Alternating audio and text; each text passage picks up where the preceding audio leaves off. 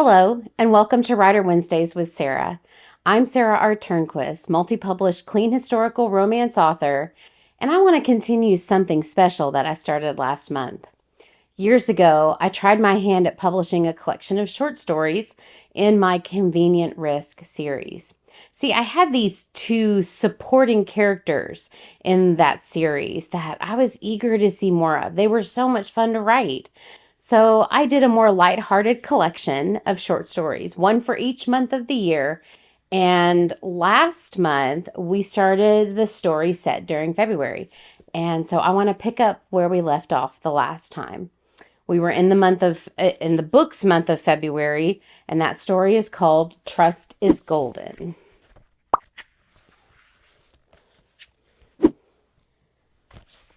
Several days later, Dorothy worked to clean the kitchen at the Miller house. At last, she put the remaining 2 dinner plates in the dish bin. A quick wash of the final implements, and she'd be done. "Now you get on home," Amanda said, her voice bearing a gentle reprimand. "You have long since earned a decent rest." "As if you haven't," Dorothy countered. Why was the woman forcing her out of the homestead's kitchen? Was she not welcome? Dorothy chided herself. She knew better. That wasn't it in the least. Amanda Miller simply wanted to send her home early to enjoy the evening. That was all. Then why didn't it sit well with Dorothy? Was it always so hard for her to be the receiver of such kindnesses? Hands pressed against her shoulders, urging her toward the dining room. "I meant what I said." Amanda's tone did not invite the retort already building within Dorothy. "Now off with you." Louise giggled from across the room. Dorothy winked at the child as she grabbed for her shawl. "You are too kind to this old bird." Amanda shot her a look that mocked a hard edge. "And you are too hard on yourself.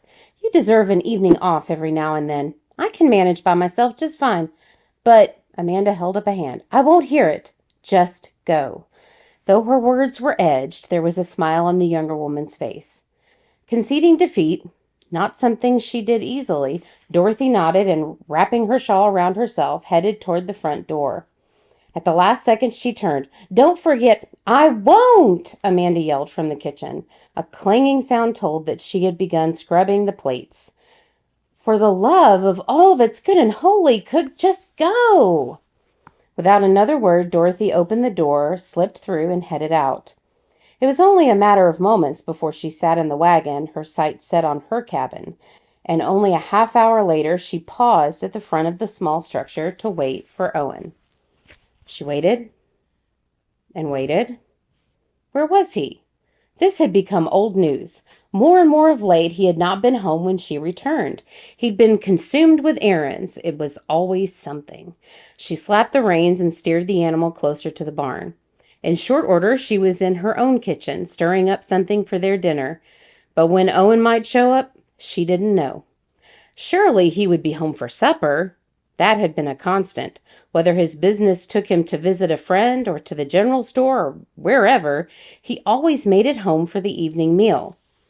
But now she glanced across the cabin at the complete emptiness. The bare plates in front of the vacant chairs taunted her. Where was that man? Did he dare risk her ire by delaying his return? And just where would he say he had been today? It was always different. Surely he was running out of errands after all these days. There were not that many places to go in Wharton City. The clumping of hooves outside drew her attention in that direction. Aha! There he was. At last. She looked at her timepiece. He came in just minutes before she would have been home on a normal day. Had he planned it to be so? And if that were the case, had he been out even on the days she arrived to find him home, having just returned? Something unpleasant stirred in her stomach. What was really going on with that man? Was he hiding something? No, that didn't seem like him at all. He'd always been an open book. Unless he had something he needed to keep from her. Such as what? She shook her head, unwilling to think on such things. The door creaked and he entered. "Good evening to ya." She stood in front of him, planted and ready for a confrontation. His eyes connected with hers, grew wider, and the most sheepish smile tugged at the corner of his lips. Why, Dorothy, I didn't expect to see you home this early. She nodded. That's as plain as the broadside of a barn. His eyebrows gathered. What do you mean? She dropped her arms. Oh, nothing. It's just curious is all. What's curious? He broke their eye contact as he turned to close the door and secure the latch. I think you know what I'm talking about, Owen Miller. She wagged a finger at him before spinning toward the kitchen and moving in that direction. Silence behind her told that he didn't follow. Your dinner's done got cold. Oh? I ain't got no reason to lie. Her gaze on him was meaningful. Could she communicate her thoughts that way? Would he understand? Or was he too thick-headed? He wasn't always the best at noticing things like that. His mind just didn't seem to work that way. He was more obvious. Do you?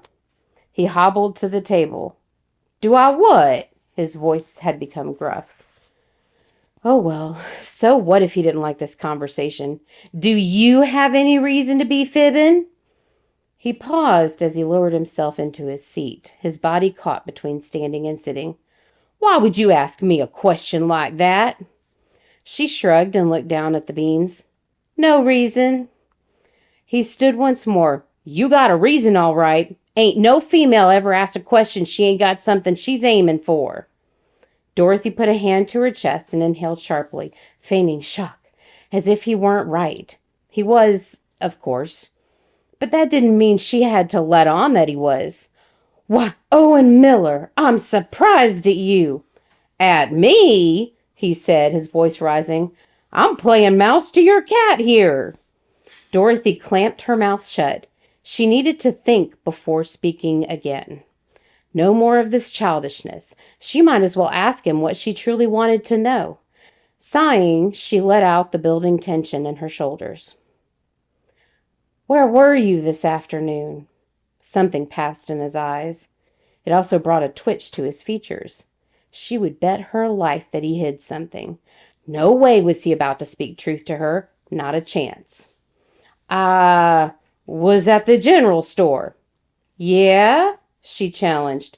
Yeah. She crossed her arms. What'd you get? Her eyes roamed over his person and around him. There didn't appear to be anything new. He seemed to hunt for an answer. Some pipe tobacco. Her eyes narrowed. Shoot. He was quicker on his feet than she'd thought. But she'd do one better. I thought that's what you got on Monday. I, smoked it all. She nodded. You smoked it all, did you? He bobbed his head as he looked toward the floor. In 2 days. The silence in the room was thick. Well, she retorted, one thing is certain. You have a bad habit, Foreman. He didn't look up. And it's one of two things. He peered up at her, a brow quirked. Did he not catch her meaning? Smoking too much or lying? With that, she stomped across the great room to their shared bedroom and shut the door soundly. Well, that was the scene for today. And next week, we will be talking about character development. And I'll do a short teaching, maybe even have a handout available for you. If you missed last month's reading of the first scene of the February chapter, please do find it here. Go ahead and subscribe while you're at it so you can catch the rest of the scenes and the teachings that I do and my thoughts on how my life is going writing with depression. Thank you so much for joining me.